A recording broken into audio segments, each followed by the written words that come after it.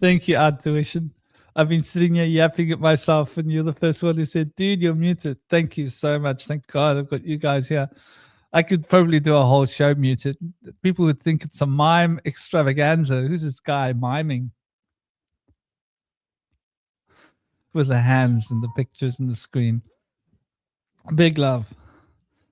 Namaste, everybody that's joining in. Hope you guys have had a great week. I couldn't resist doing this because I'm like, I'm ready. You know, like when I say ready, I mean like really ready, you know. Now, why is this doing this? Don't save. Okay. What is this? That we want to keep, that we don't need. Okie dokie. Karaoke. So now we seem to have this issue. Okay, let's put on the stage. There we go. So namaste. I see we've got like 11 people have arrived. I was a little bit late, as always is the case. Do excuse me for that. Now, why is this like this? Okay, I know what I've got to do. I've got to redo it. It's not a problem. I shall redo it. I found that with pictures, you see, I want to share a whole lot of pictures in one shot so that I can just flip between it. And that to me seems like the most logical way to do it. So I figured that would make this most sense. So excuse me while I reselect all of these images and get them all here to open. And then we go to our StreamYard. I do the thing when I'm ready. Sweet. So one of the things that's been bugging me, and I'm gonna say it, and you've probably heard me bang on about it in the round table, but now I want to like really focus in on it and get like a focused conversation about it. It's not going to be a long conversation, but I think it's going to be a somewhat focused one. Is this nonsense about the Kabbalah being Jewish? Yes, the Kabbalah, as we've been presented a Jewish version of Kabbalah. But I want to show you guys how ancient these ideas are. And in truth, what the Kabbalah really is. And I'll be able to show you by actually showing you some of the mechanics behind the Kabbalah. And that should be able to create a distinction. Now, I've shown you some of my charts in the past, right? Which relate to synergizing different aspects, right? And how important it is to be able to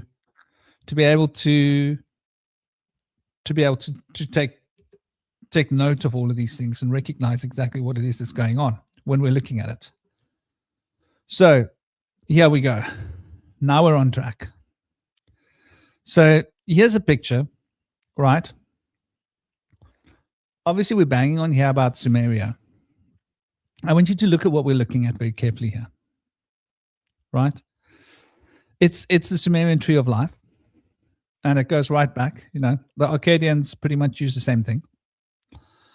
And this is a very old one. Notice there are 2, 4, 6, 8, 10 spheres that are all connected in a way that these are all connected to 3. Right? And a 4th, right? So there's 1, 2, 3, 4 connections. 1, 2, 3, 4, 5 connections on the next one. 1, 2, 3 connections on the next one. 1, 2, 3, 4, 5 connections, and then 1, 2, 3 connections. Then we have 3 on the top that only have 2 connections, but you'll notice how the 2 on the top are distinct from the 5 sets in as much as they don't connect to each other. They only connect in a line. They're almost, in a sense, disconnected from the tree of the life, and they create an outer circle, if you will, which sort of goes past all of the other 10 flowers. And notice there's a big flower here, but this flower is sort of in the front of all the other flowers. And that's quite an interesting perspective. That represents the entirety of the tree, right? And you'll notice that there's 1, right, 2, 3 divisions, and then in the bottom there's a base, which is the baseline, which is the root of the tree. So these ideas and these motifs are pretty much universal. And essentially what we're looking at here are the 10 Sephirot, right? 5 and 5. Now, the 10 Sephirot are divided into 5 fingers and 5 fingers each, right? So you go like Kether, Chokmah, right? Which is quite important that Kether and Chokmah relate to each other. Then you got Chesed, then you got Tifaret, and then you got Netzach. Then you got Yesod, you got Geburah, you got Hot,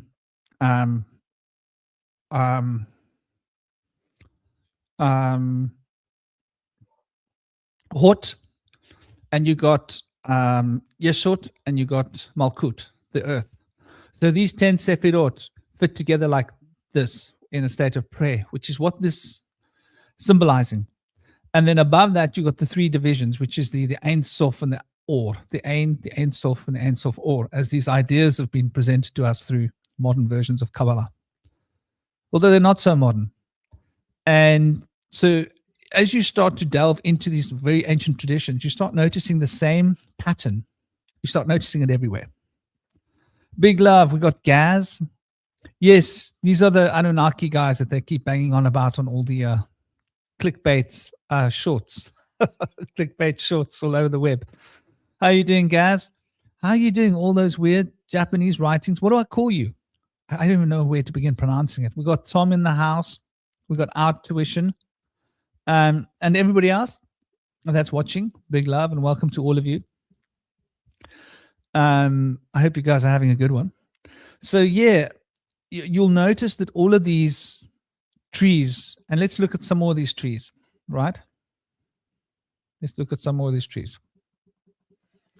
I want to get to the trees.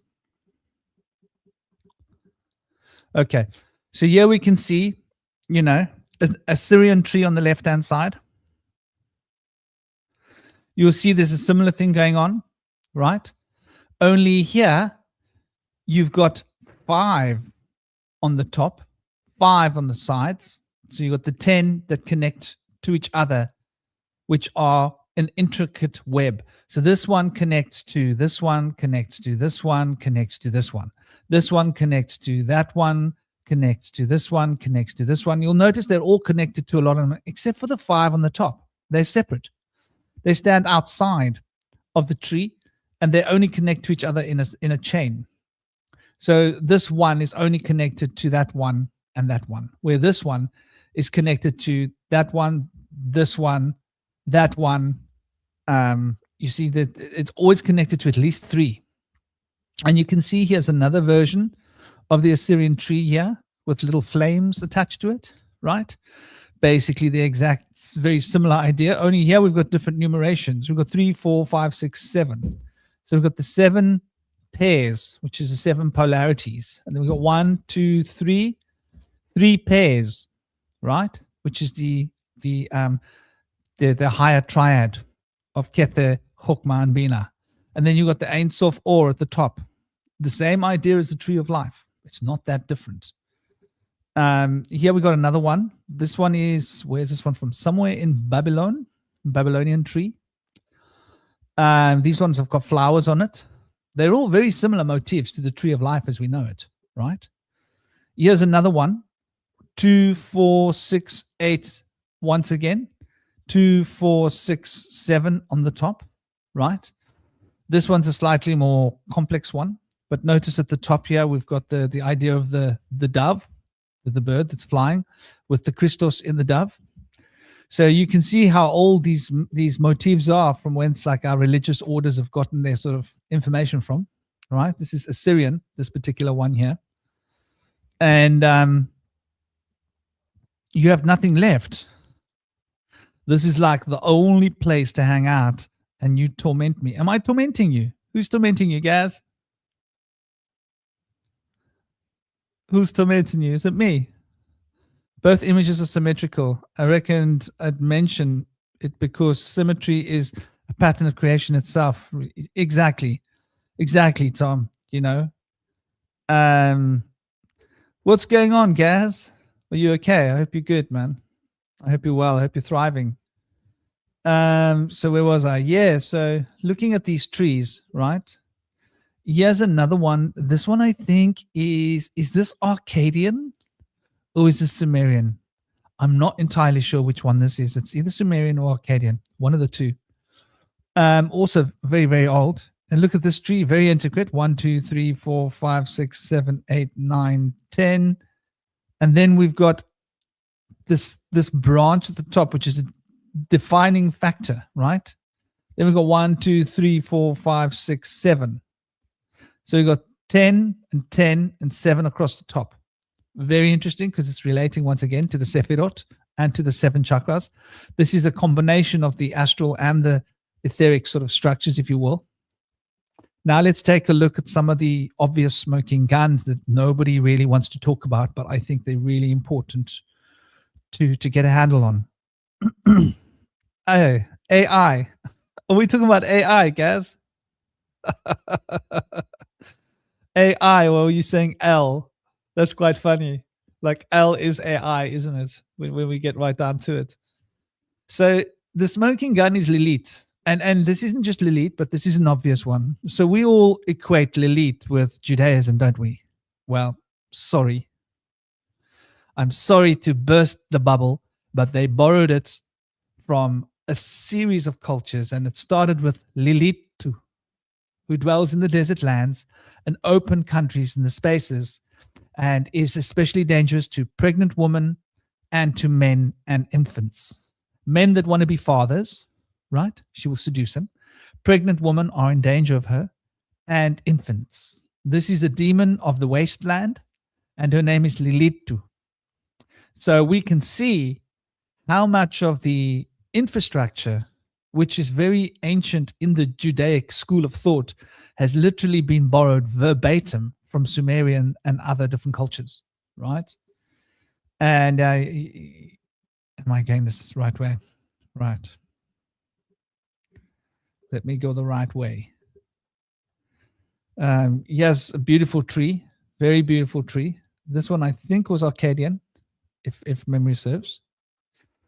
So Lilith is obviously, I've got a little bit of information about her. She's a role as a succubus. The Mesopotamian myths and incantation texts describe Lilitu, or another name she went by was Ardat. Lily, Ardat Lily. You see the word lily? I think it comes from there.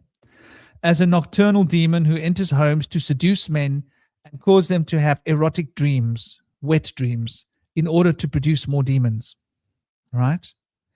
She's a wind spirit of nature. The name Lilitu is derived from the Sumerian word lil, meaning wind or spirit, and they're considered disease-carrying spirits of the wind. That's quite interesting. The wind carries the disease spirits. Representing sexual frustration and danger, the Ardat Lil, or as we know her, Lilitu, specifically was portrayed as a sexually frustrated, unmarried, or infertile demon who would aggressively target young men. There's associations here with Inanna from the ancient Sumerian myths, such as the Gilgamesh and the Hulupu. I don't know if you know the story of Inanna. She used to take men to her bed and she used to make love to them till they were no longer alive. And the first guy that survived her onslaughts, he became her concubine, male concubine. Is that the right word? Became her consort, basically. And that was the guy that she went down into the underworld for. Just, the myths of of her going down Inanna into the underworld, where she had to remove all of her lapis lazuli goods in order to cross by each different stage of the underworld. And she was crucified down there. Anyway, there's different versions of the myth as well, in fairness. So in some myths, such as Gilgamesh and Hulupu tree, the dark maid Lilith is described as living in the trunk of a tree, and refusing to leave, serving as a symbol of chaotic, untamed, dangerous female power. I can see, that would be something that a lot of men would probably be scared of, because they probably wouldn't understand it. So she was also associated with all sorts of. She was blamed for harming infants and pregnant women, and portrayed as a winged beast with like talons, big claws, like bird-like. Now, there's stories here that relate to the bird people from the shamanic traditions. Is this the same thing? I think this is some interpretations confuse Lilitu, the female demon, with Ninli, the lady of the wind, and who was the consort of the high god Enlil. Ninli was the great healer. She was the great healer, and she was, I think, somehow fairly instrumental in the facilitation of humans as well. I mean, they all played their roles. But the Akkadian, Babylonian context, Mesopotamian spirits like Lililu were often described as having a husband and being incapable of bearing children in the traditional sense, unlike goddesses. Associations with other demons. While not her consort in Sumerian texts, she was grouped with other malevolent entities like Ardat Lili and Lamashtu. So you can see that there's quite a lot of lore here, for example, right? They used to make these amulets, protective amulets, because of they were being a threat to children and childbirth. Women would wear these amulets when they were pregnant, protective magic, and they would bear the names of the angels Senoi, San Senoi, and Samang Gelof, and these would traditionally ward off Lilith's. Her vile charms, if you will. Some of the modern non-traditional interpretations have reframed Lilith as a figure of historical Kabbalistic folklore consensus. So there we go. That gives us an idea of just what we're dealing with. Now, I want to pause on that for a moment, right? Many of these things that have been associated purely with the Kabbalah actually have nothing to do specifically with Judaism, but we give them a Judaic slant. The tree of life is very much coming from Sumerian. The Akkadians had the ideas of Sephirot, right? They had Sephirotic trees of creation, and they had 9 spheres of the Sephirotic tree of creation. It's quite important to understand because it's going to give us context just now. And these 9 spheres are the same things that the Chaldeans would use. And the Chaldeans had what we call the enneagrams, right? In fact, you guys have probably seen my Chaldean. Let me pull it out for you guys so you can see it. Very important to see it because it's a picture. So if you look at the enneagram as I've presented it here, let me pull up a nice one. There we go. There's a nice one. If you take a look at the way in which the enneagram is represented, this enneagram that I've got here, it's not an enneagram, it's 2 enneagrams. There is a green enneagram and there is an orange enneagram. Those are the 2 enneagrams here. The yang enneagram and the yin enneagram, masculine and feminine. Related to the Ida and the Pingala, the left and the right path. And then there's another 12-sided star, which is not an enneagram because it doesn't follow the recipe of enneagrams, because it's 3 triangles: a yellow triangle, a blue triangle, and a red triangle.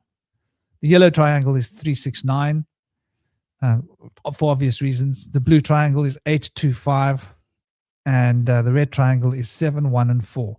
And obviously 7, 1, and 4 adds up to 12, which is 3, right?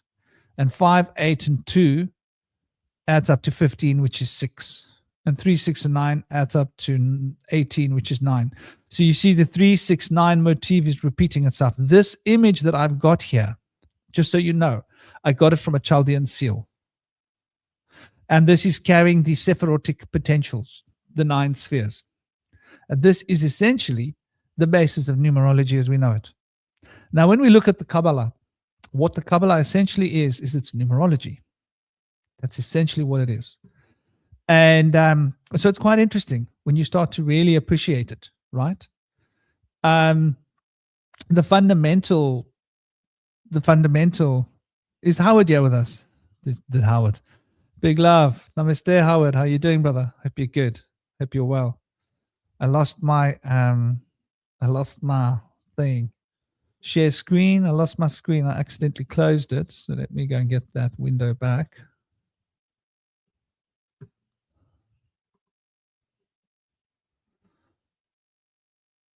Let me get my window back. There we go. Got my window back. Just want to get my other screen back so I don't lose my place.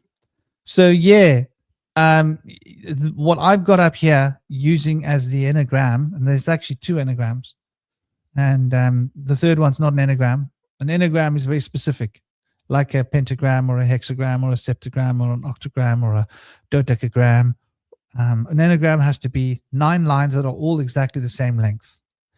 The last point of the 9th line needs to meet the first point of the first line, and each line needs to go from one line to the next without leaving the surface that you're inscribing on.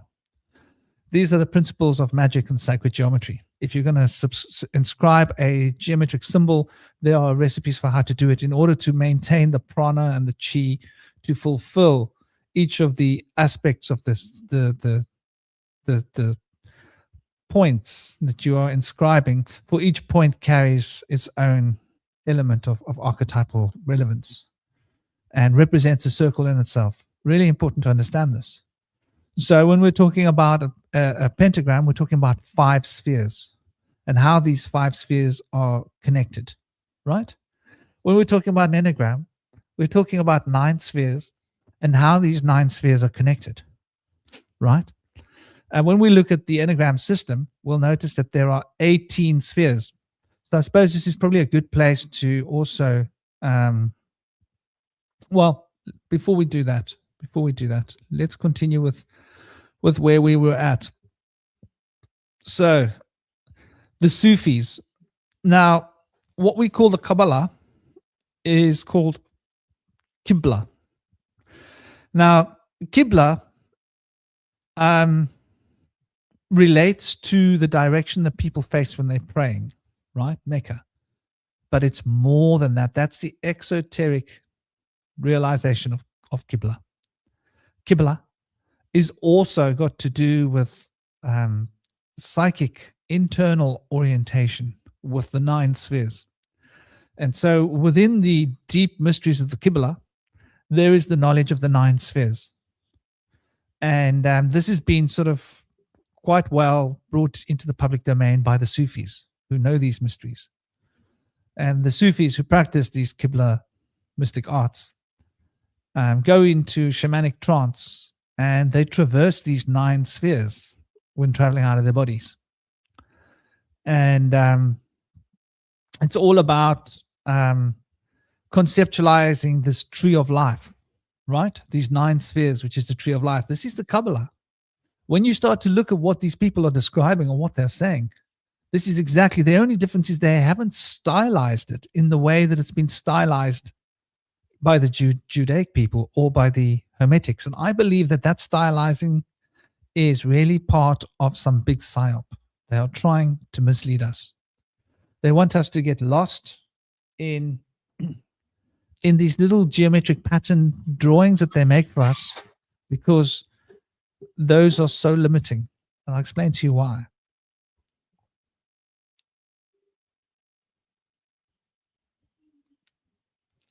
Got to keep track of the time. I can't go for too long. We've got an hour. So these these fundamental spheres, right, think of them as the fundamental archetypes upon which all things are structured, right? And this is why we relate to it the sword of heaven or the lightning bolt, right? The lightning bolt is you know, there's Pitta in Sanskrit, or Zeus or Jupiter, Diopita in, the European or Greek-based systems. And what we're talking about this with the Al Insan Al Kamil. This is this journey of remembrance, to remember these 9 different fundamental directions, which aren't really spatial directions. So the Qibla is viewed not just as a location in space, but as a direction of consciousness, connecting the seeker to the center of all existence. And I want you to think about that for a moment, just exactly what that means, right? So let me grab those swear words. Big love, namaste. How are you doing, Freya? Hope you are well. Let's get the flicking tree of life, the one which I find annoying. Okay, yeah, I think I don't actually have to. I don't have to use that. I can just use this. Let me use this picture. I'm going to find it here because I've got tree of life saved, and I just go tree and pictures. Tree should be in here. Should be coming up. That's very strange. It doesn't come up.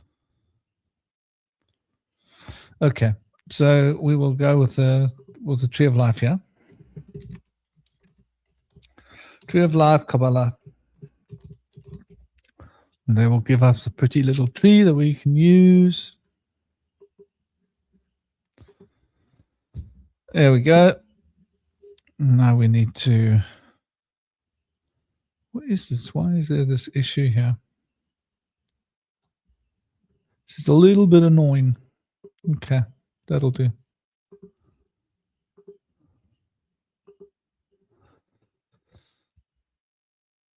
Okay. So we're going to share that one instead. And we're going to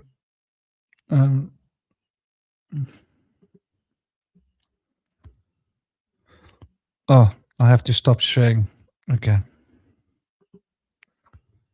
Stop screen and share screen. Doesn't give me enough options here, to be honest. Okay.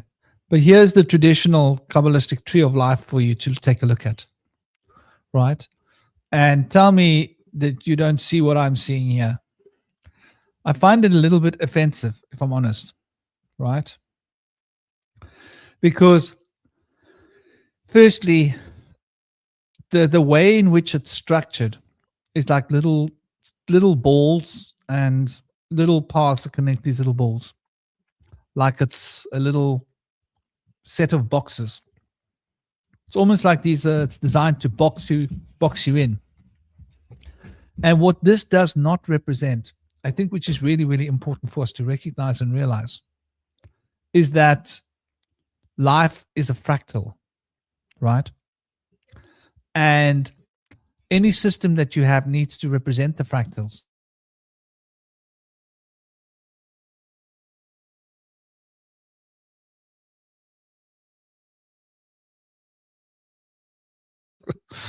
Ay. He's being cheeky with a little one, growling. Dogs are in a funny mood today with the little doggy. He's been annoying to the big one. But anyway, so yeah, this particular tree of life image is one that's been given to us, and it's been propagated by both Hermetic Kabbalists and Jewish Kabbalists. Now, the first thing that they tell us is that the Hermetic Kabbalah comes from Jewish Kabbalah, right? And we're supposed to believe that, which to me is ridiculous, right? I believe that the Hermetic Kabbalah is called the Hermetic Kabbalah because it comes from the Hermetic secrets And the Hermetic secrets were the ancient Greek knowledge of sacred wisdom that was carried by the ancient Greeks. I mean, the ancient Egyptian knowledge that the ancient Greeks spoke of, that they got from ancient Chem, from the Kemetic knowledge, and from the librarians of Alexandria and those before, from whence Greece, the very ancient part of Greece, reckons they were, they had carried all of that ancestral knowledge forwards. This is why the Greeks were so obsessed with ancient Egypt, because they saw their own ancient past in the Kemetic lore. And so this is really interesting that we haven't been sort of given this full picture so we can understand it. And when we look at the Hermetic Kabbalah, right, the Hermetic Kabbalah is very interesting because it carries one fundamental secret, and that secret has got to do with the Tarot. You see, the Tarot, we've been told by all of the people in these modern book writing agendas, right? And understand it's really important to grasp that all of these books that we are getting that have been written in the last 3, 4, 500 years, whatever, what they say, have been carefully curated by a printing press. And that printing press was 100% controlled by the aristocracy and by people with money and power, right? By the Masonic lodges that were basically investing in knowledge, right? And so this is really interesting for us to just take note of this. We need to understand this. All of the books written about the Kabbalah, I believe, are designed to mislead us. Just like all of the books written about history is designed to mislead us. And the history that they presented us, not true. The history of the Second World War, if you look at it, it's a lie. Go back further in history, lies. You know, there is some truth to the Tartarian history. Okay, I know there's a lot of conspiracy theories that are ridiculous. There are so many different opinions about Tartaria. You could write a book about the different opinions, but there's definitely some truth to the fact that our history has been doctored and we've been lied to. That is absolutely obvious. So the history we've been given isn't the truth. So hence we now need to go and look everywhere to try and find little puzzle pieces to understand our history. And part of our lies that have been given to us, it's all been given to us by the same people that curated the same printing presses. Our languages have been controlled by these people. These people have been able to structure our dictionaries, right? How words are spelt. So we would lose the knowledge of gematria and numerology, which is a big part of the Kabbalah.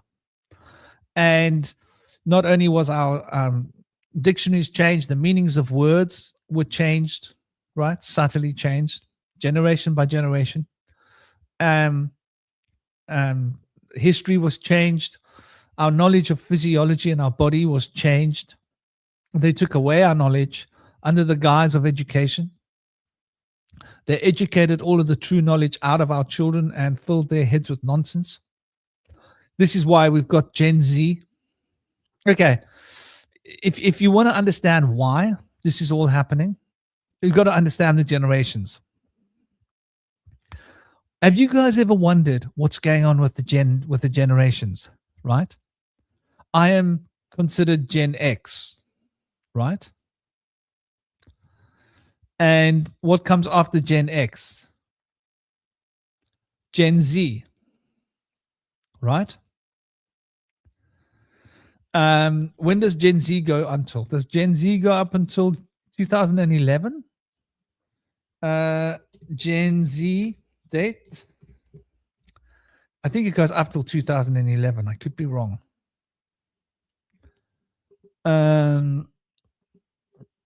Let's take a look and see what we can see here. So have we got a terribly bad thing here? Okay. So Generation X, yep, till 1980. The millennials came from 1981 till 1996. And Gen Z was 1996 till I think it's still okay. Now we've got Generation Alpha. When did Gen Alpha begin? And you're going to see the dates. It's going to be pretty impressive when you look at them. When was Gen Alpha? They say 2010. So between 2010 and 2024, I was thinking they were going to say 2011, 2012, but 2010. Okay. So just take a look at what they've done here and tell me it's not fairly obvious for us to understand, right?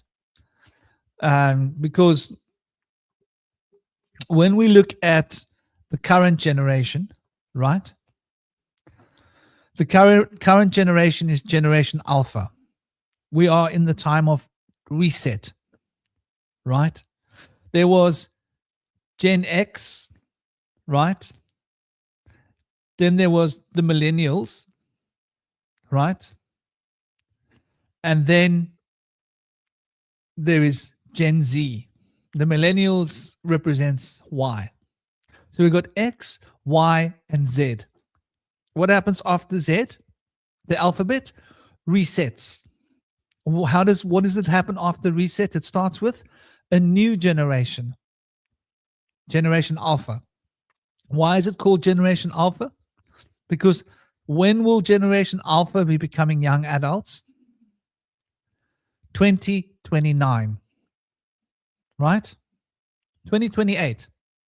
So what they're trying to say to us is that between 2026 and 2028, there's going to be a big reset, right?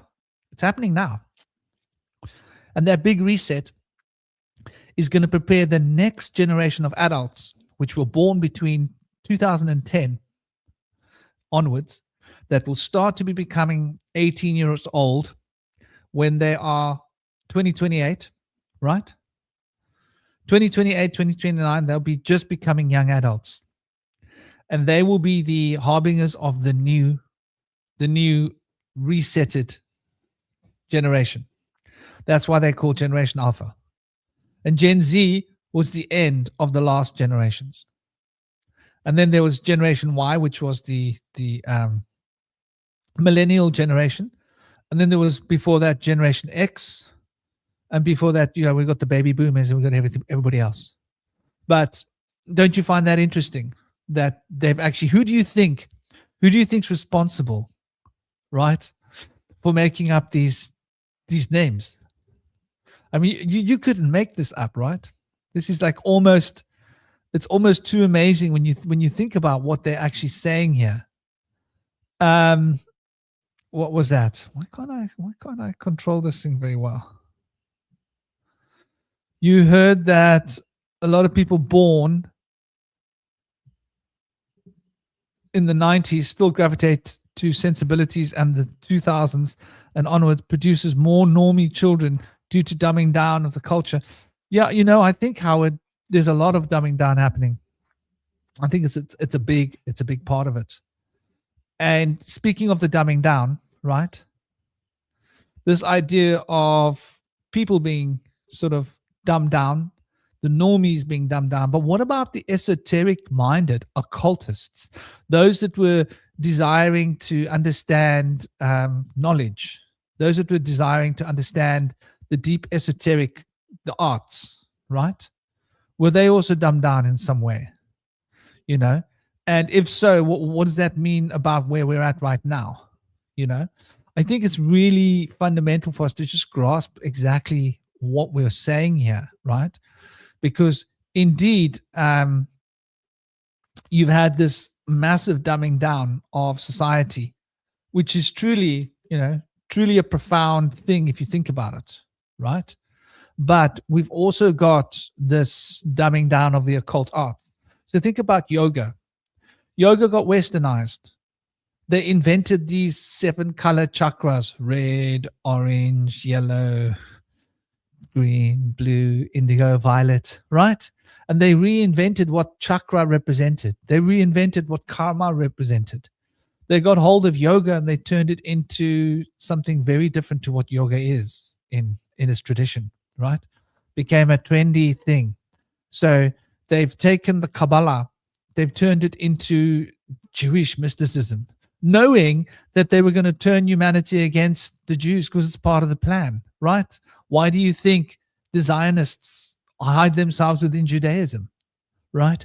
Why do you think everybody funds the Zionist government and stuck them in Israel and got a whole lot of people to go and live there who were Jewish so that they'd be stuck in that dynamic? So this is a global consortium of people, and they inherited the ideologies and knowledge of the Frankists, who had inherited the black magical knowledge and occult heretical views and ideologies and practices of those that came before them, right?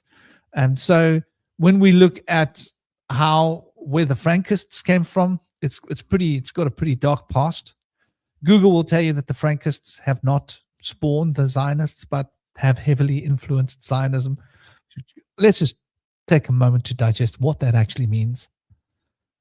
No, Zionism didn't come from Frankism. However, Frankism heavily influenced Zionism. Well, if it heavily influenced Zionism, then it came from it, right?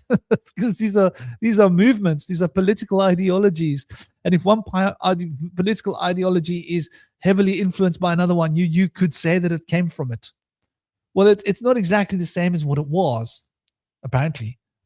But it came, it was heavily influenced. So, and then when we go back, we're looking at the cults of Shabbatai and Shabbataiism, which is like heavy, dark Zionist roots. And basically the same ideas as the Zionists. What the Zionists are doing now is what their plan was to do. It was to do with controlling and taking over Earth and generating immorality in the world. It's just part of the mission, immorality. So why do the Zionists want pedophilia to be legalized and lawfulized? And it's okay if it's AI. It's not okay, man. You don't watch children doing funny things to kids. It's psychologically ruining for an adult to even consider such a thing. Watch it as a sort of sick, demented form of entertainment. There's something wrong with it. So our occultists and our esoteric law givers and bringers have all been basically writing the same books that were written by other people who read the books, that wrote books by people that read books that wrote, and it's an endless line that comes from the same place, right? And that place is deep down in the heart of Freemasonry. Those that have been controlling the book press, and the book press, the Masons were connected to a part of the church. For example, when you look at this, like imagine these days that we say that like the Catholics have got a very small influence on the earth. I don't know whether they have a small influence. They control a lot of the important telescopes, at least they have, especially the ones that for extraterrestrial life, and they have done so for decades. But when we look at the Jesuits, right? The Jesuits is a very interesting bunch, right? The Jesuits now might be a small fry, not a big deal. But in the heyday, they were a big deal. They were like a form of intelligence. And they controlled. The Jesuits were investigating. They were finding out secret knowledge. And so the Jesuits were an occult order, right? And this occult order of Jesuits was a big part of what evolved out of the... imagine at the time of the Crusades, they had these organizations that were like intelligence gathering organizations. Like basically think of what we call Nazis, the SS, going to try and figure out who's a Jew, right? During the Second World War. It's the same idea, but they were looking up bloodlines and they were trying to figure out who carried the spark, who carried the gift of knowledge, who would likely have knowledge of the true esoteric origins of the true occult sciences, because they had to rewrite them. So do you guys know that most of the Western occultist books have been heavily influenced by the can you see the books on my back shelf? The big black one on the bottom there. You should be able to see it. I'm pointing right at it. It's the books of occult philosophy by Agrippa. Now, those books of occult philosophy by Agrippa, there's 4 of them, right? They heavily influenced a lot of occult therapeutics and a lot of occult philosophies. That guy wasn't an occultist. He was a researcher. He went gathering lots of different pieces of paper and different scrolls and compounded them all into a big book and sort of surmised what they were. And he was a bookworm. He was not truly a magician. So when you start to look at like where our knowledge circles came from, and when you look at all of these people that were these writers, what groups they were in, right? Societies. They were in groups that had sworn secrecy to all of this occult knowledge, right? But then they wrote books about it. Isn't there something deranged about this? Well, what is the best way to hide something? The best way to hide something is in plain sight. Write it in a code that nobody else will be able to make sense of because it's wrong. And then give the way to decode the code to a select few that are then able to actually decode what the true esoteric knowledge is. And so this is why all of the Kabbalistic lore and all of the nonsense is so completely defunct. Why do you think you have so many people practicing Kabbalah, but none of them are actually getting anywhere? None of them are actually becoming enlightened. None of them are reaching into a higher state of consciousness. We don't have these truly mystically sublime beings. What is this about? Shouldn't we be having lots and lots of these like amazing, incredible human beings that are so powerful that they're changing the world around them because of inspiration? They should be out there walking on water right now, shouldn't they? Right? Think about it. I should be sitting by the beach and I should look out and I should see people walking across the water, because there's so many people practicing the Kabbalah these days. So many people, well, practicing, interested in, dabbling. But my point is, well, when we start to look into it, we start noticing the situation with the Qibla. And the Qibla I was talking about just a few minutes ago, right? It's still up here on the screen, relates to the 9 spheres of Sufism. And the 9 spheres of Sufism relate to what I'm going to unveil as the Enneagram, which is the source of the true Kabbalah, which comes back to the Ennead. And the Ennead are the 9 deities of ancient Egypt, right? I want you to just remember that. Hold on to that for a moment. But here's the numbering system, right? And I think this is quite an important numbering system. We're talking about ancient Egypt, right? So how did their numbering system work? Let me run it down with you. I'll use the Jewish version.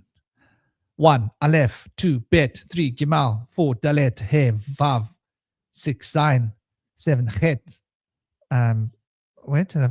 Aleph, Bet, Gimal, Dalet, He, Vav, Zain, Het. Het, number 8. Tet, number 9. Yot, number 10. Tet, Yot. Kaf, number 20. Lamet, number 30. Mayim, number 40. Nun, number 50. Samek, number 16. Ayin, which is the I, number 70. Remember that. Important Egyptian glyph, that one. Pe, number 80. Tzadi, number 90. Kuf, with a Q. Kuf, number 100. Resh, number 200. Shin, number 300. And Tav, number 400. Right? And this is where it gets interesting. Then we've got the, as we were saying before, we've got the Kaf. But the Kaf becomes the 500, right? The Mem becomes the 600, right? And the Nun becomes the 700. These are the final forms of those letters. The Pe becomes the 800, and the Tzadi becomes the 900. Notice how Tzadi becomes 90 to 900 and Pe becomes 80 to 800. The numerological potential doesn't change, right? But all the others do, of those particular 5, what we call double letters. This is important in understanding the basis of the Kabbalah. Those 5 double letters are really important. It also has to do with the shape of the mouth and the sounds that they make. So, and then the number for 1000 is a gigantic Aleph. So the very Kabbalistic Hebrew, which comes from Paleo-Hebrew, which comes from Paleo-Hebrew Phoenician, which comes from ancient Egyptian hieroglyphs, is based upon the same numerical system that the ancient Egyptians used. Do you think that's a coincidence? And since the entire Kabbalah is built around these basic alphabetical associations that relate to these exact numbers shown here, right? 3 cycles of 9, right? Very important. We're talking about the enneagram, right? 3 cycles of 9 is 27, right? What is 3 cycles of 27? Think about it for a moment. 72. So, isn't that interesting? 3 cycles of 27 is 72. What's 4 cycles of 27, right? Well, when you go into the 4 cycles of 27, hold on. 27, 54. Sorry, 3 cycles of 27 is 81. How can I get that wrong? That's 9 times 9. That's the 81. That's the square of 9, the enneagram. And 4 cycles of 27 is 108, right? So you notice how the numbers are doing that. The 108 or the 81. So this 27, coming back to these 3 numbers, this is fundamental to the structure of creation. Remember the enneagram I showed you earlier? I'm going to show it to you again. Like the real Chaldean roots of this geometry, sacred geometry, not that nonsense that Ikazo concocted, which is a new age, another one of those new age scams designed to lock people into a particular way of thinking that's not holographic, that doesn't allow one to understand that the universe is a huge evolving fractal. So these numerical sort of scales are important because the very basis upon the Kabbalah rests upon these numerological scales. And so you can see the way that the ancient Egyptians related to their numbers was in this factor. And it would exponentially go up into 3s. And this is what become the decade scale. And we'll get into the decade just now for a moment. Now, looking at the ancient Egyptian cosmology for another moment, right? So, there we go. So they had the Jeb, the physical plane, right? Then they had the celestial plane, the Nuit. Then they had the underworld spirit, the Duat. And then they had the divine plane, right? The Nun Zep Tepi, right? So I want you to understand when we speak about the underworld spirit, right? The Duat is a realm of those that have passed, the mysterious area located beneath the earth, behind the western horizon. And it is not a place of punishment, but a place of transformation. So they have these 4 fundamental zones, which is very important to understand why the ancient Egyptians related to the number 4 the way they did, right? And obviously the celestial plane, which is the Nuit, embodiment of the goddess Nuit, the arch, she arches over the earth. You've probably seen she's the one that does that sort of bend over the earth, and she stands doing a back arch over the earth usually. Usually is she bending backwards? Some images you'll see her bending backwards, some images you'll see her bending forwards. But I think she's usually doing a back arch bend. Or it makes sense for her to be doing that. Then you get the divine plane, which is the first time plane, the Nun Zep Tepi. And this is the sort of primordial plane, right? Now, when we look at key understanding, right, of the concepts of these planes, the principles, right? We've got the Mart, which is the principle of order, right?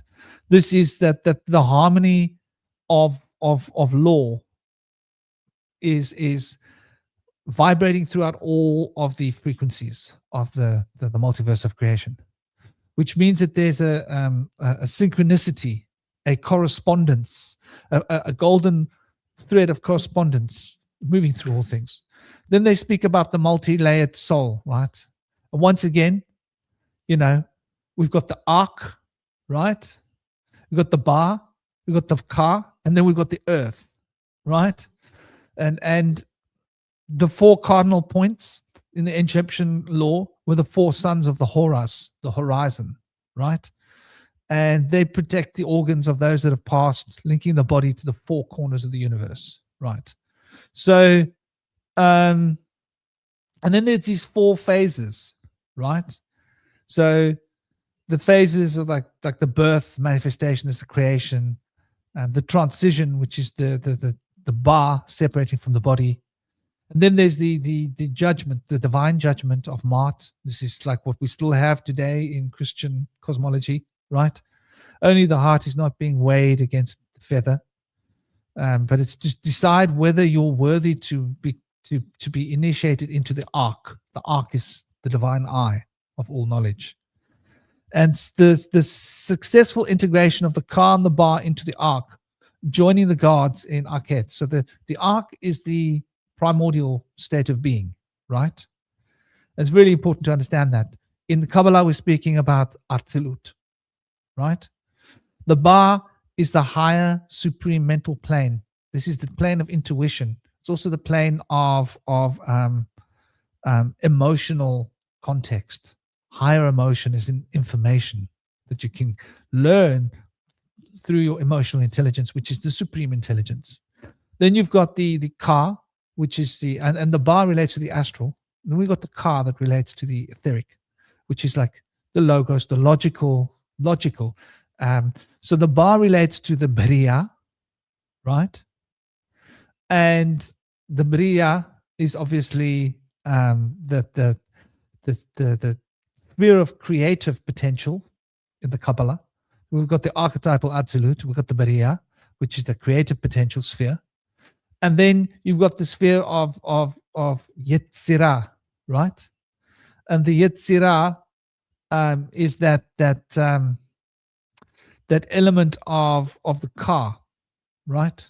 Which is that vital potential of intelligence. It's a vital intelligence that is vital to the body to be able to form itself and get structured into different domains, different aspects, producing the different elements, if you will. And then we've got all of these three fitting into the world of Isiya.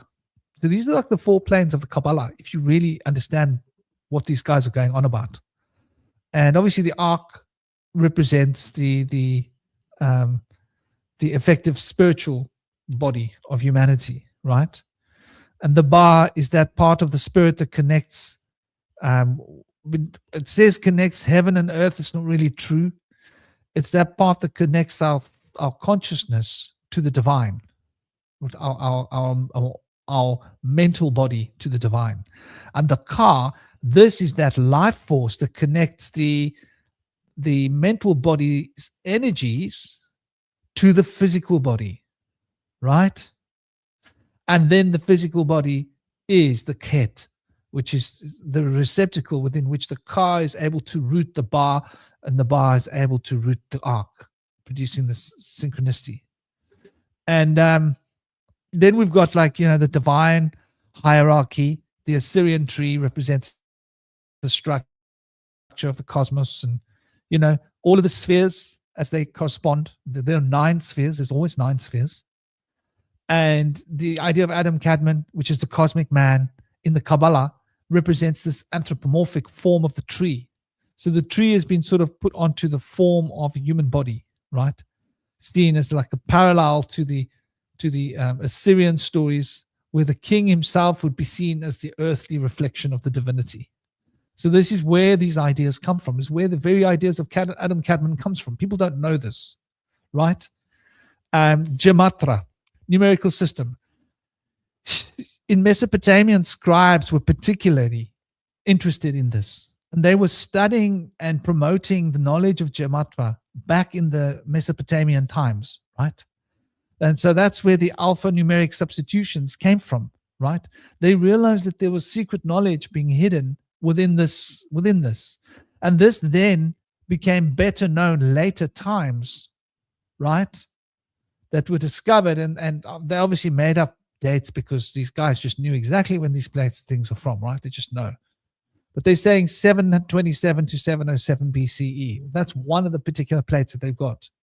But this is ancient knowledge. It goes back all the way back to the Akkadians, which is way before this time.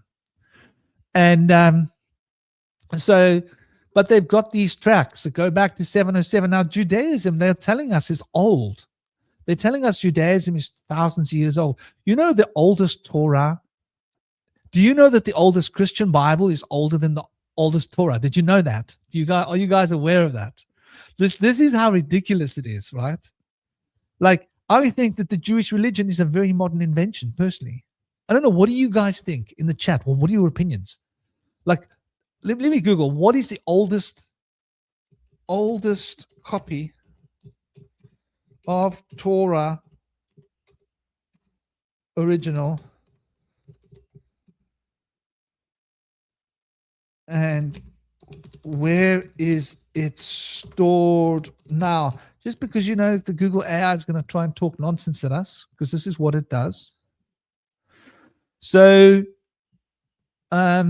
the Boglia Torah. You guys can look this up. It's called the Bologna Torah scroll. It's 1155 and 1225.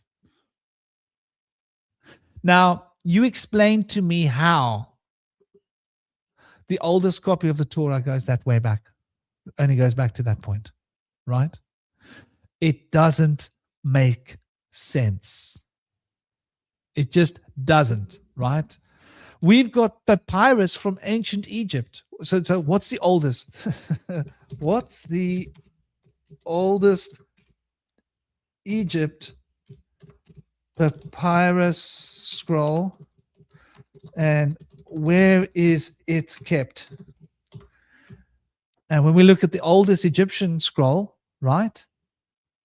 So we've got Egyptian scrolls that go back to 2500 BC plus. So we've got 4,500-year-old papyrus scrolls on Earth. But the oldest Torah is about 800 years old. 875 years old. That's the oldest copy of the Torah. But we're supposed to believe that the Torah is some ancient religion, and that everything related to Judaism is some ancient thing. Come on, man. We're not that dumb. We're not that dumb. We're not going to fall for that crap. I'm sorry. We're not falling for it. It's ridiculous. And like you telling me that these people couldn't keep a single bloody sacred scroll safe. Come on, man. People have been keeping sacred scrolls safe for a long time. These so-called monks had all their Kabbalistic lore and knowledge and sacred knowledge, and they couldn't even figure out how to look after a bloody papyrus scroll, which was the most important thing for all of their religion. So my point is, look at the date that I mentioned for this oldest. So 1155 to 1225. What happened then? Let's just take a little deep dive here. When did the Crusades start? This is where it gets interesting, right? So the Crusade started officially November the 27th, 1095.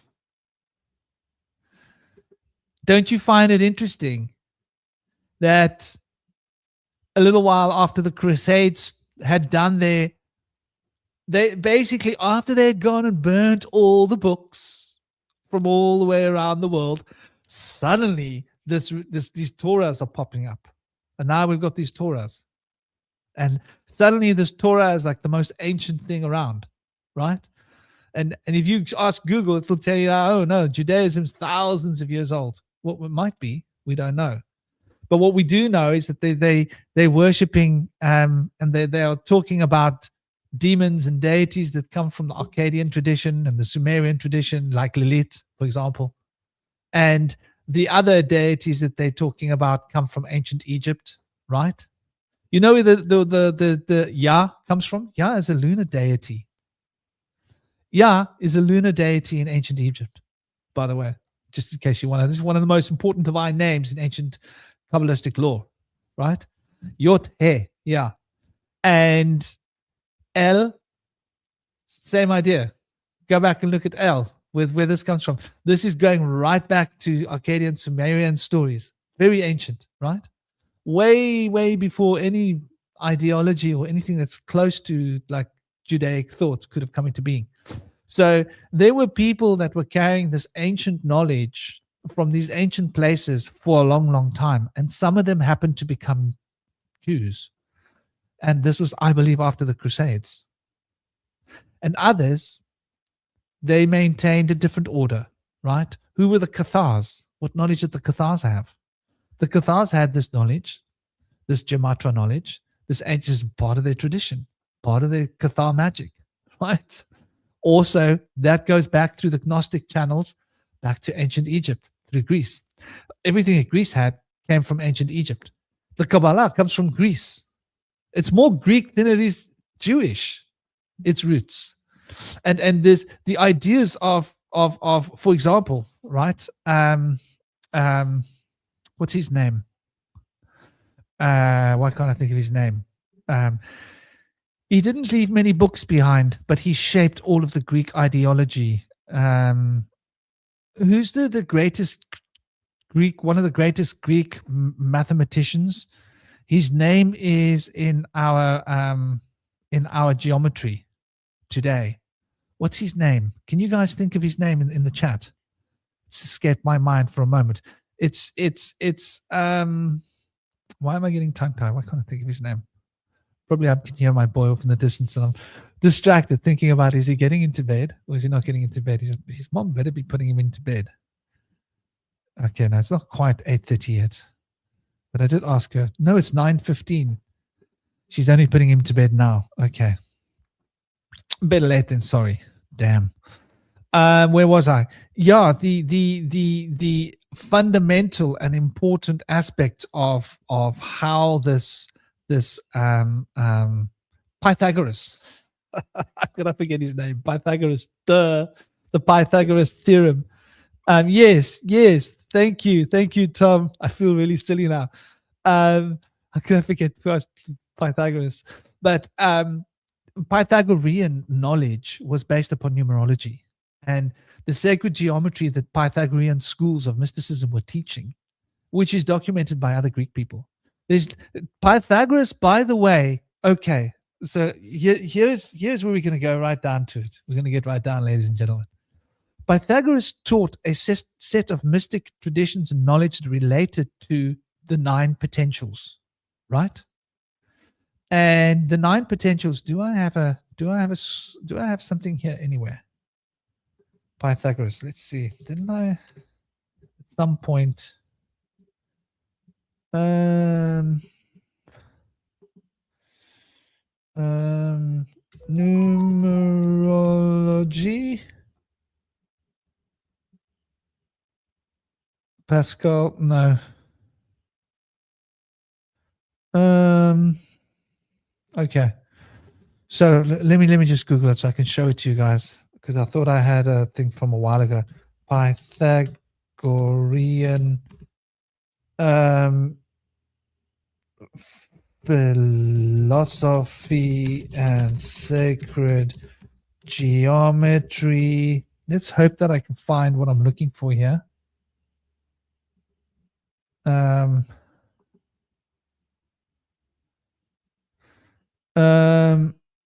Okay, so they speak here about the monad and the dyad. Okay, yes. The harmonia, yes. The tetractys is an equilateral triangle made up of 1, 2, 3, 4, totaling 10. Okay, so this is probably an important thing for me to share with you guys, because so this is it's called the tetractys, right? And it's the 1, the 2, the 3, and the 4, right? So it's 1 dot, 2 dots, 3 dots, right? And 4 dots. Now, you're going to find that there's something with yots. Let me show you this. It's a big part of the Kabbalah. Yots, 10 yots. 10 yots make a triangle image. Hopefully I can find it for you guys and show you guys what I'm talking about. There we go. There we go, ladies and gentlemen. Now, this is, I'm sorry to tell you guys, we're going to be told that this vomit, right? We're going to be told that this stuff, right, is, stop screen share. I've got to start again. Dang.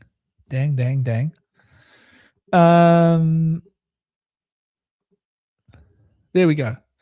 So this idea that we've got here, right? We're going to be told that this is Kabbalistic law, right? This is supposedly Kabbalistic law, right? No, it's not. This is Pythagorean mathematics. This is Pythagorean sacred geometry. But this is fundamental to the Kabbalah. Like, it's one of the first things you're going to learn, right? And this represents the 10 Sephirot. And this is where the decade comes from, right? This is why we are counting on 10 fingers. This is representing the enneagram, which is the 9 relationships between those 10 yachts, those 10 flames, the 10 Sephirot. And this is called the Tetraktais, TekrakTys. Yeah, there we go. Right? So this, the Tetraktais, the most sacred Pythagorean symbol. Right? Now, is it a coincidence that the most sacred Pythagorean symbol happens to be one of the most sacred Kabbalistic symbols, both sacred to the Hermetic Kabbalists and the Jewish Kabbalists alike, but coming directly from Pythagorean theories? And then I'll take it one step further. Pythagoras,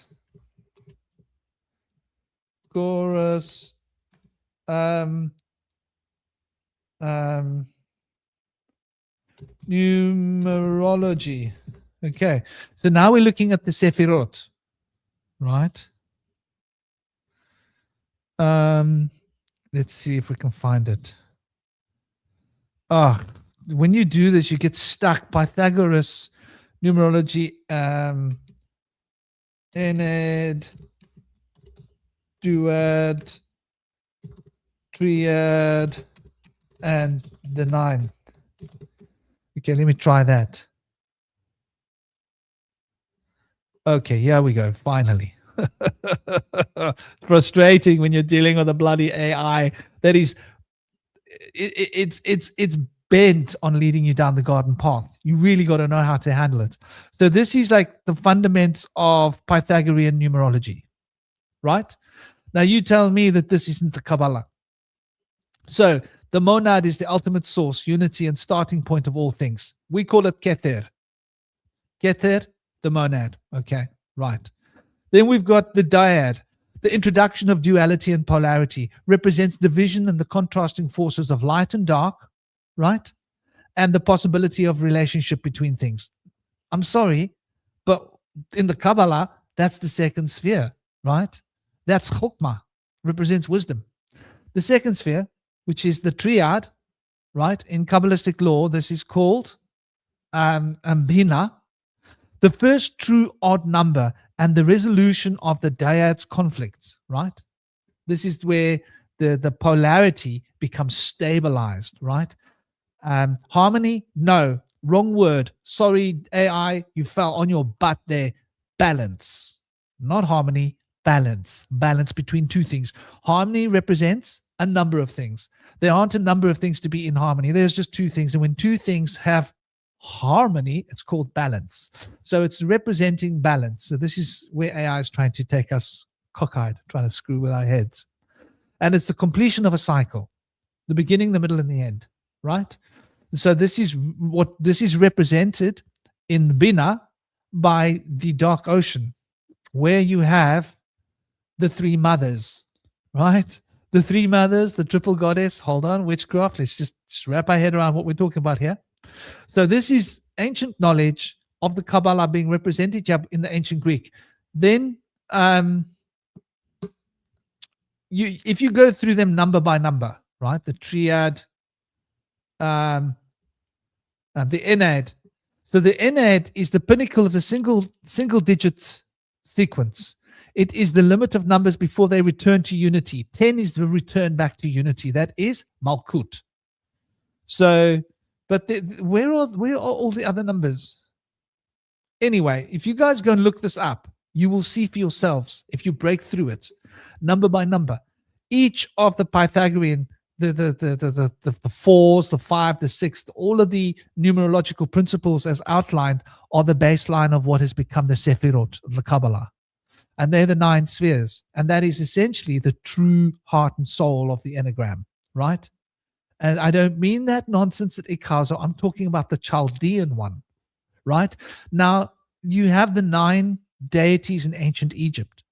That's where this comes from. It's the mathematical science, the geometry of the 9 sacred principles that were metaphorically associated in terms of narrative as the Enad, the fundamental creators of the universe, right? In ancient Egyptian law. And not by accident, there are 9 of them. But when all 9 stand together as a group, you have 10. Why? Because there are 9 separate ones, but when they sit around one round table, right? How many knights were with King Arthur? How many knights sat at King Arthur's table? Got to have a bit of fun with this. Go on, let's take a look.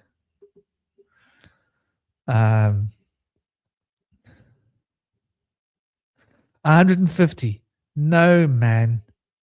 At King Arthur's round table.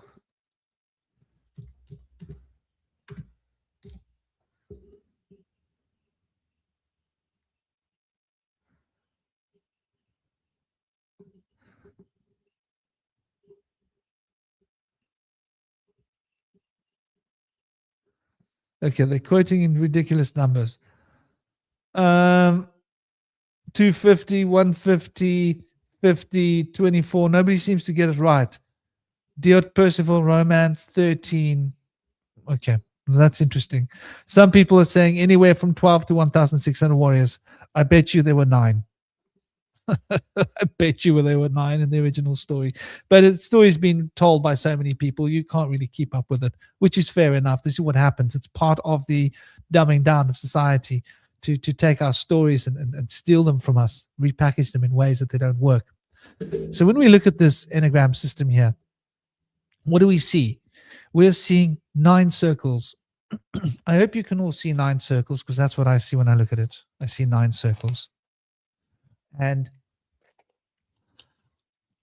so number 1 represents 1 circle, a sphere. 2, a sphere. 3, a sphere. 4, a sphere. 5, a sphere. 6, a sphere. 7, 8. 9 represents 9 spheres. They are all super coded on top of each other. Why? We don't want to lie to our brain by giving it pretty little lines and pictures. We want to understand and accept the fact that it's a non-spatial potential. So all 9 spheres are superimposed over 1 sphere, but they are denoted as 9 separate spheres. And it's because of the way in which they phase. And the phasing we represent as moving around a circle, around the spiral of a torus field. So what is the 10th sphere?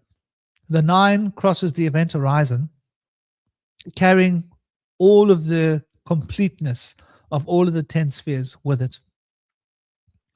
And when it crosses the event horizon, it is reborn as a new octave of being. And that becomes 10. And then it's 10, 20, 30, 40, 50, 60, 70, 80, 90. Crosses the horizon, is born as 100. Can you see that this is the ancient Egyptian system? That is the numbering system of the Kabbalah, as I presented it here. And so this is, what you're looking at here is the tree of life. But you're seeing it from the top down. You're looking at it from the top down or from the bottom up, right? And you're not seeing it as separate little bubbles floating in space. They are all over 1 sphere. In other words, the dimensions are laid over each other. There's not this dimension over there, that dimension over there, that dimension over there, that dimension all neatly laid out in a linear fashion. No. The etheric field is right here, right now. The astral field is right here, right now. The spiritual field is right here, right now. It's not over there, spatially, or the moment you try and spatially arrange it in your mind, you change the way you think about it. And when you change the way you think about it, you change what you can understand about it. So you got to stop using that ridiculous little tree of life that they've given you. You got to throw that in the bin, because it's going to create a series of walls in your mind that will prevent you from understanding the cosmic structure of unity. And the cosmic structure of unity is essentially a fractal. And once you can unhinge your mind from requiring the linear structures, then you can unhinge your mind from thinking in linear ways. And then you start to think laterally, and you start to appreciate the universe from alternative perspectives. And that's when you start to transcend the flesh and start to learn to bring your consciousness out of the physical domain and start to look at it from spiritual perspectives, literally out of the body. So that's like one thing to consider. And I'll give you one more thing that'll be quite useful for you to understand as well, I think, which I think might help to put it all into perspective. Because here, and I'm going to unveil this system very soon. It's going to be coming at a bush whisperer near you. So here we have what you're looking at, right? And if you're not sure what you're seeing here, for those of you that are new, right? If you're not sure what you're looking at this, right? But I've taken each thing outside of it, and there's three things superimposed over each other here, and here we've unsuperimposed them. So now you can see what you're actually looking at. So in the center, you have three triangles, and the three triangles intersect in such a way that it's 3, 6, 9, right? Which is 3, 6, 9, which adds up to 9, 18. And then 2, 5, 6, which adds up to 15, which is 6. And then 7, 1, 4, which adds up to 12, which is 3. 3, 6, 9. The red triangle, 3. The blue triangle, 6. The yellow triangle, 9. And the 9 triangle, 3, 6, 9. That is the 9 triangle. The yellow triangle is represented by the 3 mothers. That mother is the element of Aleph, which is the Fool. Now we've got the tarot here. So that is the Fool. Now this is the Chaldean seal that I'm using. I'm decoding the Chaldean seal, showing you how the original Chaldean seal is effectively carrying the entire tree of life on it. So there we have the supernal Aleph, which represents the element of air, hence I've made it yellow, right? There we have the Hanged Man, which represents Mime, the letter Mime, which is the number 30, right? Sorry, 30, 40, which represents the element of water. It's when you're looking at it from the tarot perspective, it breaks down to the numerology of 3, 12. It's the 12th tarot card. But that is a mystic translation of a manifestational potential. And so there's a phasing, right? So the Hanged Man, which is the 12th tarot card, which represents the number 12, is also actually the 13th Hebrew letter that represents the number 40. 40 was very important to Enki. Okay, now we're going to see these associations, right? 40 was fundamental to Enki, who ruled over, yep, you got it, the waters. This is why the Kabbalah is so focused on the waters, and why the Hanged Man is of such importance when looking at the spiritual tradition, because of Enki's legacy. And it's all encoded in the Kabbalah. For those of you who have eyes, it's all here. So we've got the 3 mother letters, and then we've got Judgment that represents Shin, the tooth, which is the number 300, but it's the 20th major arcana card. And these 3 principles according to the Kabbalistic law, is where all things come from.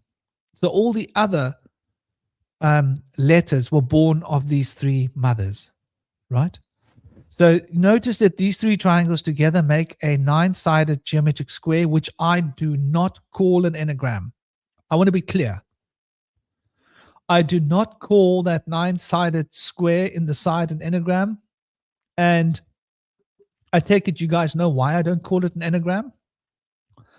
Can I draw 9 lines without lifting my pencil from the paper?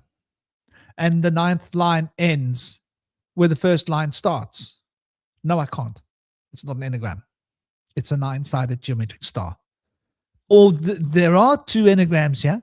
If I start at the point of 1 and I draw and I draw and I draw and I draw 9 equal length lines, I'm going to end up exactly back at the same point I started from with the number 1. That is the only way in the entire university you can draw 9 straight lines, right, in a geometric pattern where the 9th line is going to start exactly where it ended. That way and the other way, which is the green one on the right-hand side. So those are 2 anagrams. So we've got a masculine force anagram. We've got a feminine force anagram. Notice the feminine force anagram is circumventing, right? What does the man do in a dance floor? Traditional dancing? The man is in the center. Look at the left anagram. And he keeps the root. Look at the center of the anagram, the orange anagram on the left. It represents the axis mundi. The man keeps the roots of the axis mundi. What does the woman do? She produces the harmonies and the beauty that flow around the axis mundi on the outside. So you can see the green represents the dancing ballerina dancing circles around the guy who's in the center holding her hand, keeping her steady. You see the same thing in ice skating. You see the same thing in Latin dancing. There's a reason why these ancient dance forms, which have become more modernized, follow this recipe, because they are telling us something about the nature of the spheres and the Kabbalah, representing the 2 principles, the principle of rising force and the principle of falling force. So you would say that the rising force, the Pingala, is on the left-hand side here from Vedic cosmology, and the Ida is on the right-hand side here. And the Shashumna represents the unification and the place from whence these others come, right? And so the Shashumna is unified at Visuddhi and Ajna chakra, which is the higher centers, which is where all the other potentials come from in order to manifest. So, and notice something else. So you got the 3 mother letters representing this 12-sided star, which is the 369, encoding the 369. Then you got masculine externalizing, and you got the sun, you got the wheel, you got the devil, you got death, you got the lovers, you got strength, you got the emperor, you got the priestess, you got all of these running around in a circle, right? These are 9 tarot cards of the major arcana that represent 9 relationships between different spheres. Let me say that again. 9 relationships between different spheres. What am I saying?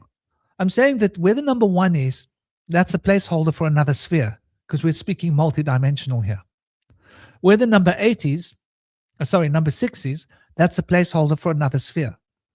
So there's a secret and sacred relationship between the first sphere and the 6th sphere, and that is the sun. Right? Now, let me show you something. Let me show you something. Did I lose that other ridiculous picture that I had? Okay, let me get it back again. Tree of Life, Kabbalah. And what you're going to notice here is the same idea. So I hope you guys are ready.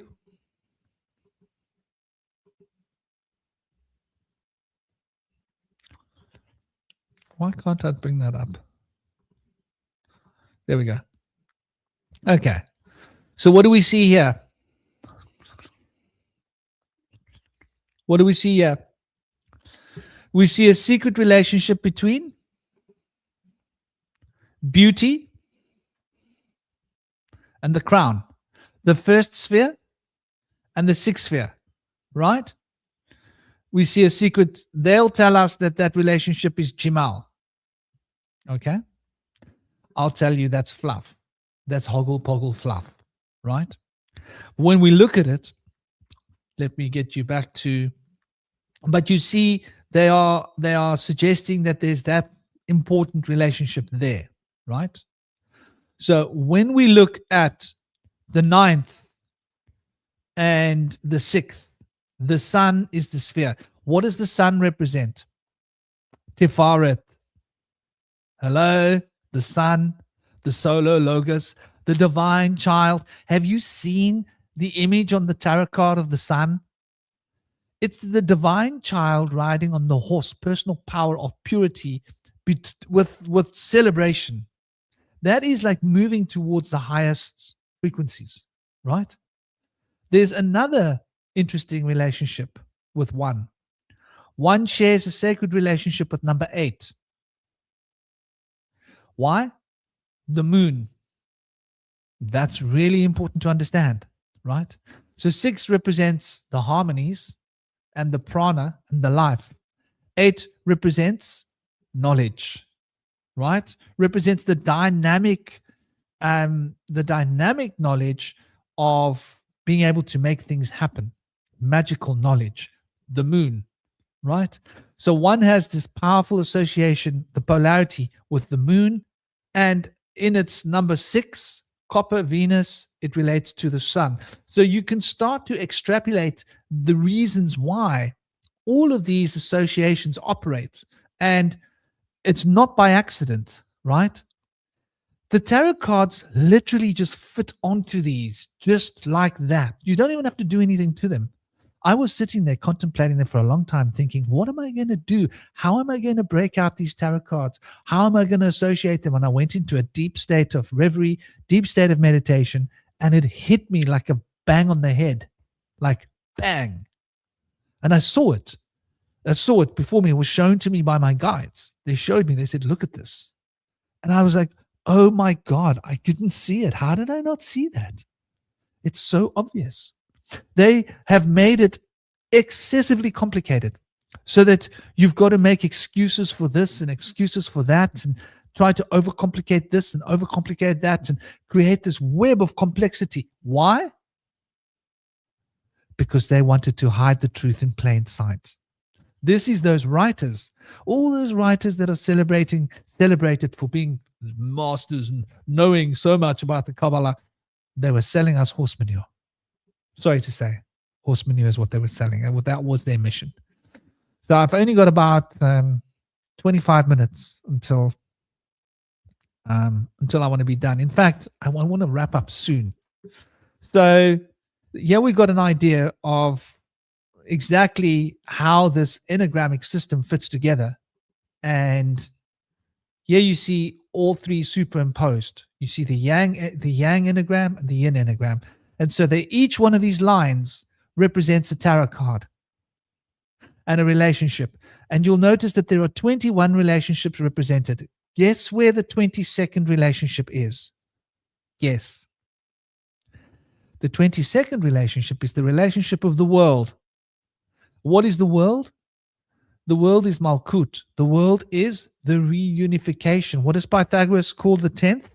The 10th is the reunification of all 9. The circle that combines 1, 2, 3, 4, 5, 6, 7, 8, 9, 10. That is the world. That is the world.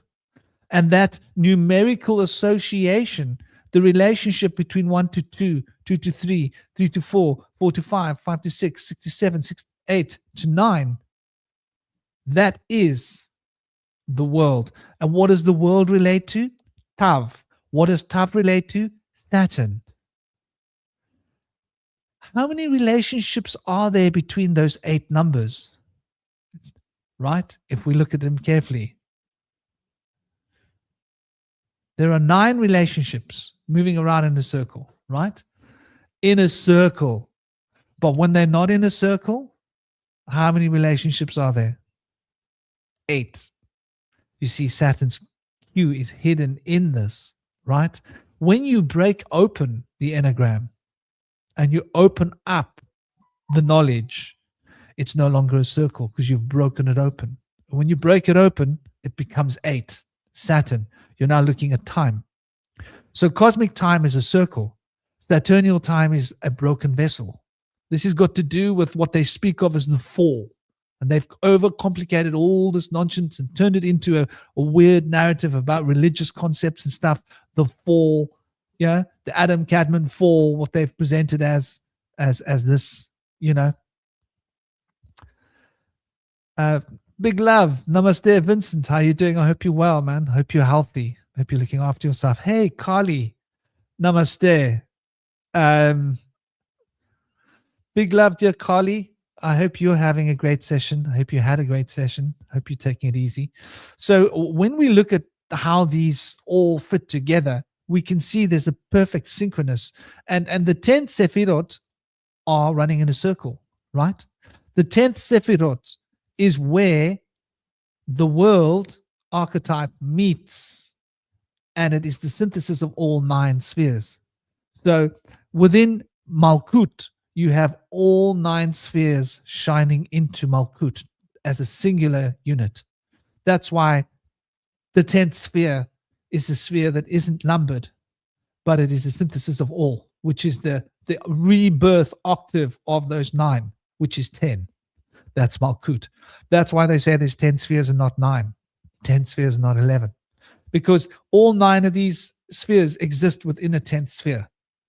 That's the reality of the enneagram. But the 10th sphere doesn't exist on its own accord. It exists as a combination and a complement of these 9. And that's Kabbalistic law 101, right? So when we start to break these things down, we start to see there's a very simple and very easy to follow pattern here. And this pattern is fairly easy to read, right? It's fairly easy to keep track of. And was there more that I wanted to share with you guys? I think there was. What was there? I think that was basically it. Because I wanted to just break down the Kabbalah. Oh, yeah, the word Kabbalah. That's probably an interesting thing to start with. So the word Kabbalah, we're told, it relates to the mouth, to speaking, right? The truth that comes from the mouth, speaking, this the spoken truth. The secret about the Kabbalah was it was never ever to be written down, ever, right? What do we know about Pythagorean schools of law? Nobody was allowed to write down anything Pythagoras said. I don't know if you guys know that. He had a strict rule. It's only to be spoken in this circle of us. And he would surround himself with a certain number of students. Guess how many? Guess? Yeah. Pythagoras, the enneagram, he worked according to these sacred principles. And he would then speak the lecture and nobody would write down anything. It was forbidden. And this is the roots of the Kabbalah. So you can see how the roots of the Kabbalah go back there. Now you can see how the numerations come back. Now the language of Paleo-Hebrew and Hebrew and Phoenician comes directly from the Kemetic, the symbolic writings, right? The hieroglyphs. So, and it's not even disputed that's where. So in the Kabbalah, it's all about how these letters were hewn, right? And it's all about these cosmic letters that were created. The Sefer Yetzirah, the Sefer Zohar, all of these writings are very modern writings. Are they modern writings? I think that there are ancient writings that were kept by certain initiates that then wrote it down, but they wrote it down and they wrote it down. And it was part of a printing press idea, right? And it was written down in code so that if it fell into the wrong hands, it wouldn't make any sense to them. So all of the so-called Kabbalistic lore that we have has been coded so heavily that it's basically useless to the people who want to read them. And so yeah, it's really fundamental to grasp these base root ideas. And looking at the word Kabbalah, okay, so the Ka is the etheric body, right? The vital essence. The Ba is the spiritual, emotional, higher mental body, right? So the Ka represents the Yetzirah in the Kabbalah. The Ba represents the Bariah in the Kabbalistic lore, the Ka-Ba. Now, La, the letter for L was not a letter that was known in ancient Egypt. I don't know if you guys know it. Many of the letters were changed over time, right? And so what you'll find here is that there's been some very interesting sort of concepts. So the letter Ra for the sun was often written up later on by the Greeks and various peoples as La. I don't know if you guys know this. So the Kabbalah, having been taken over by the Greeks from in the ancient Egyptian time, would have been Kabbalah. Follow this with me. This is really interesting. So the Kabbalah, right? The Ra, which is the sun, became La, right? Then there is another one, which is Ah, right? And that's quite interesting too, because the Ah represents something quite fundamental.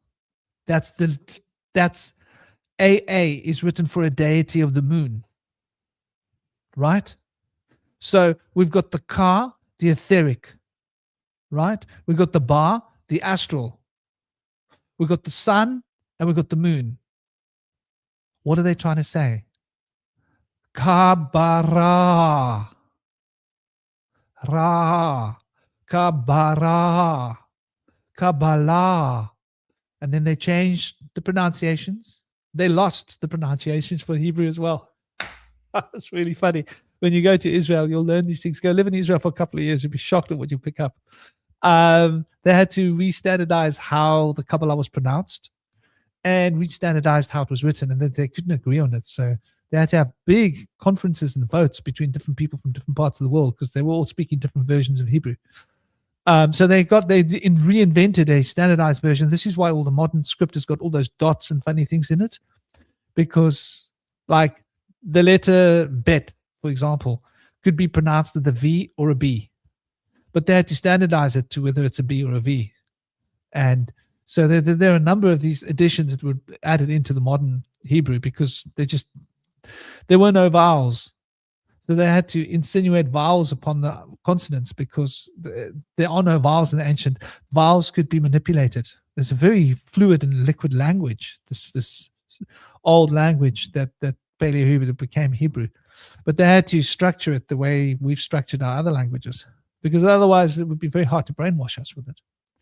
And to brainwash the people who were learning to speak it, right? They had to brainwash them. It's about control. So, yeah, when we look at the words, the Ka, the Ba, the Ra, and the Ah, Kabara, and the moon deity and the sun deity are locked in a polarity that mirrors, right, the Ka and the Ba.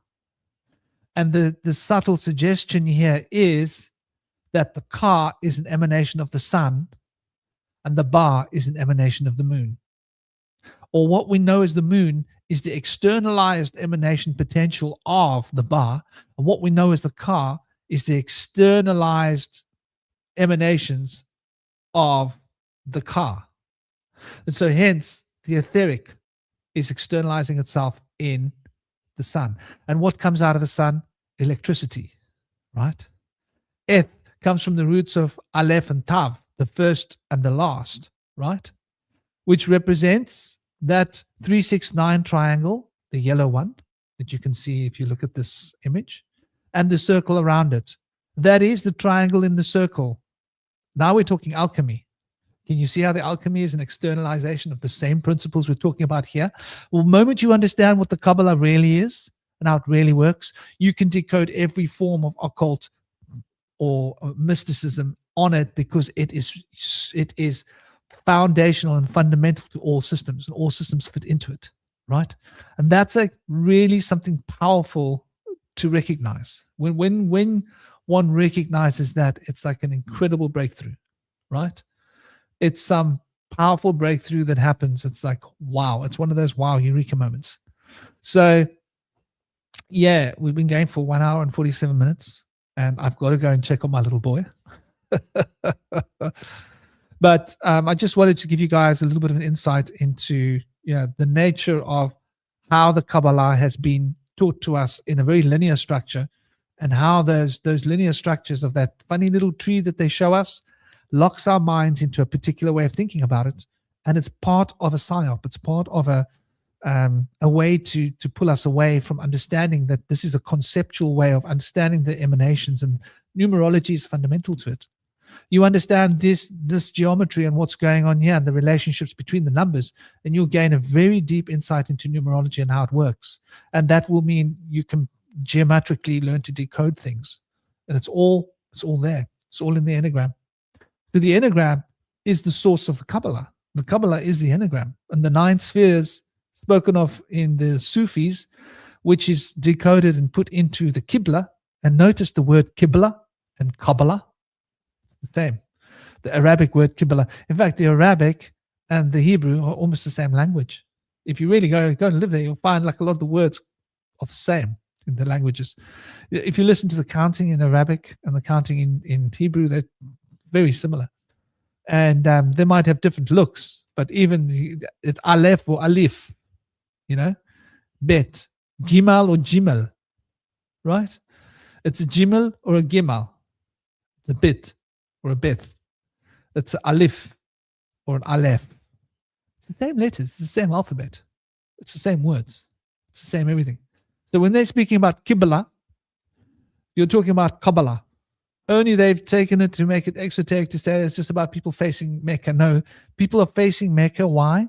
They're facing the cube. What does the cube represent? Okay, let me break this down for you. Last few minutes. Why are they facing Mecca, the Qibla? I'm just going to show you how universal this knowledge is. The Qibla represents the cube. The cube has got 6 faces, right?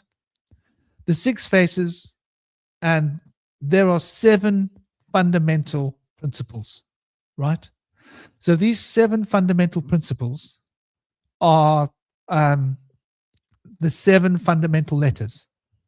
So you got these 7 double letters, right? And the 7 double letters are basically the letter for Bet, right? The letter for Jimal, the letter for Resh, the letter for Dalet, the letter for Pe, the letter for Resh, right? And the letter for Tav, right? And those 7 fundamental letters, let me show you what they've done here. It might make your life so much easier. Rose cross. Let's see what the Rosicrucians, this is what I was taught as a little boy. I learned to use the rose cross, right? So one of the first things, and I didn't know at the time that it was part of a psyop, and I learned to use it. Don't get me wrong, it's very useful for what it is. But once again, it's a limiting. It gives you a little bit of knowledge in a way, but that little bit of knowledge really becomes a powerful limitation in the end, right? And that's really important to understand and recognize. So this is the rose cross, the proverbial layman, right? And yeah, you can see what we're talking about. So notice, we're going to look here. So we've got you notice we've got the 3 triangles that I've represented here in my enneagram, the blue triangle, the red triangle, the yellow triangle, right? The red triangle represents these 3 principles, which are 3, 6, and 9, and 3, 6, and 9, and 3, 6, and 9. I hope you guys are paying attention. Now we go to the center of the rose cross. This is how you draw sigils. This is how Kabbalists, Rosicrucian Kabbalists draw their sigils. So how I was taught. So you've got an Aleph, you got your Shin, and you've got your Maim. These are the three fundamental letters, right? Just to make sure that you guys are following and you know exactly what I'm talking about, right? Oh my gosh, you guys did not tell me that I didn't have the picture on the screen. Gosh, I feel bad. Okay, let me remove that. Let me add that. Right. Start again. Please excuse me, people. Please excuse me. So this is the rose cross. This is how you draw sigils. You'll notice that there's the blue, the red, and the yellow, and that there are the three principles, the 3, 6, and the 9, the 3, 6, and the 9, the 3, 6, and the 9, running around the outside, right? And 1 represents 3, right? 9 on the yellow on the top, right? And 3 on the fire on the left, and 6 on the right. The numbers representing these elemental states, right? And then in the middle, where you actually draw your sigils, right? You take your sigil, you spell a word, and you draw a sigil using this wheel. So let's say I wanted to do the word A B abets, A B in the study. I would start here and I would draw to the B, and then I would go to the Z, and I could stylize it. I could have a curve that goes there. I could have a curve that goes around that way. I could have a straight line. There's different ways of, as long as you are connecting these three things, you can draw a sigil using these principles. Anyway, that's how these things work. And obviously clockwise and anti-clockwise matter, depending on what your sigil is for. So you see in the center, we've got the 3 mother letters, right? And just to break that down for you, to give you some context of what I'm talking about in relation to that,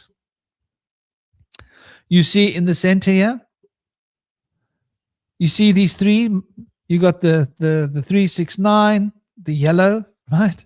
You got the 4, 1, 7, the 3 number, the red, and you've got the 5, 8, 2. You got these 3 principles. These 3 principles are the fundamental principles from where the others arise. So these other relationships come into being because of combinations of this, right? So just important to recognize that, because this is foundational to understanding how these things work. Then, getting back to this one, if you look around these 3, you've got the letters that I told you. What did I say? Pe, Kaf, Tav, Jimal, Resh, Bet, and Dalet, right? If you go, Dalet's on the bottom, Resh is over there, and Bet's over there, Pe is over there, Kaf is over there, Tav is over there, and Jimal is over there. So these are the 7 double letters. They represent the 7 planets, 7 microcosmic influences. And around those 7 microcosmic influences, you have the 12. Let me center that better for you guys. You have the 12. You have the 12. You have the 12 simple letters of the Hebrew language, and the 12 simple letters represent the 12 signs of the macrocosm. You got the top there. Red is Aries. On the right of it, Quof, that represents Pisces. On the left of it, that is Vav, that the Hierophant, that represents Taurus. And so that is, Aries, Taurus, Gemini, Cancer, Leo, Virgo, Libra, Scorpio, Sagittarius, Aquarius,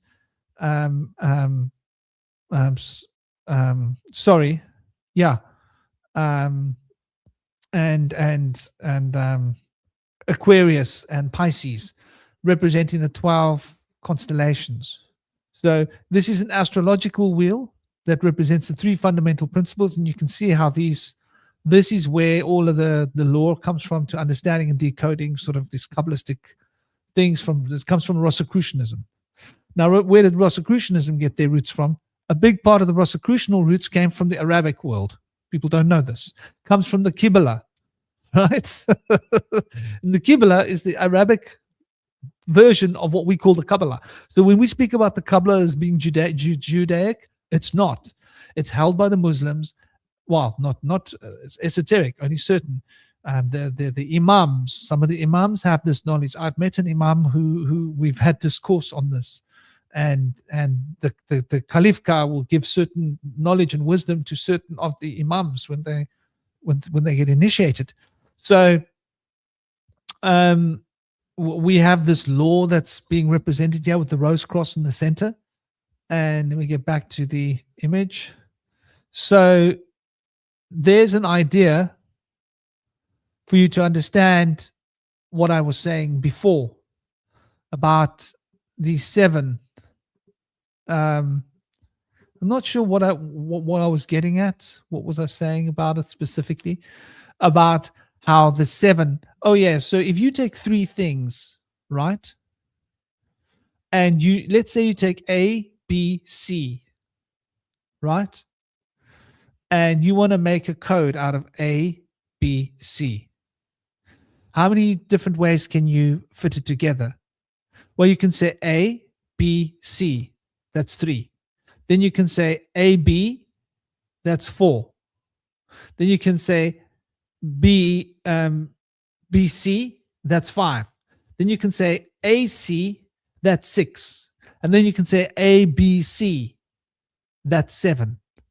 So you see that 3 things can recombine if you mix them in 7 ways. So when you mix these 3 principles in 7 possible ways, 7 things come out of them. And those are the 7 macrocosmic potentials. Now, the macrocosmic potentials are 7, but they represent the principle of harmony, 6, Tiferet. When we look at how the 12 emerges from the 7, you have to have within the 7, you have to have an alpha and you have to have an omega. And what I mean by that, you have to have a head and a tail of the serpent of the Ouroboros. So one sacrifices itself to become the head. Another sacrifices itself to become the tail. And those two are, well, we're going back to ancient Egyptian law here. I want you to understand the eyes, the right eye and the left eye, right?